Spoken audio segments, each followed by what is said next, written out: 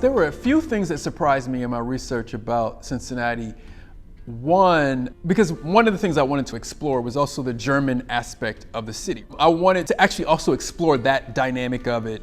And I remember like my great-grandmother's sister who lived in Evanston, but had initially lived in the West End, had a boarder who was a German, a Cincinnatian, who sort of stayed back in the room and was, had an alcohol problem, and she was also a bootlegger, so that's probably why he boarded there with her.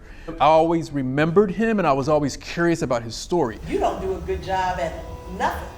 You're drunk all the time. I am not drunk all the time. I told you about talking to me like I'm rock dumb.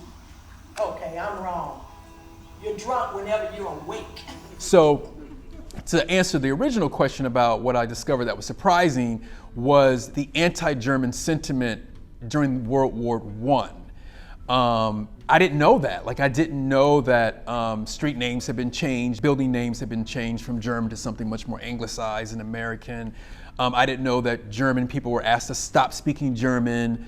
Like all of those things were fascinating to me, and I really wanted to figure out a way to make sure that was part of the play itself. They're making all the Germans in the city register our name at the post office. They're doing that. That was in the Inquirer. That was on the radio. I wrote another play called Safe House that was done here at Cincinnati Playhouse a few years ago, and that was inspired by my mom's family as being free people of color in northern Kentucky and southern Ohio as early as the 1780s. So I knew that my mother's family were kind of populated around this area, but sort of doing my research specifically about the West End, I did find some of them as well in the city, like as early as like 1890, and they were like doctors and tailors. And I guess for me, to be really specific about the answer around the surprise, was seeing my own family's presence, my own direct family's presence in the West End and in Cincinnati from that long time ago.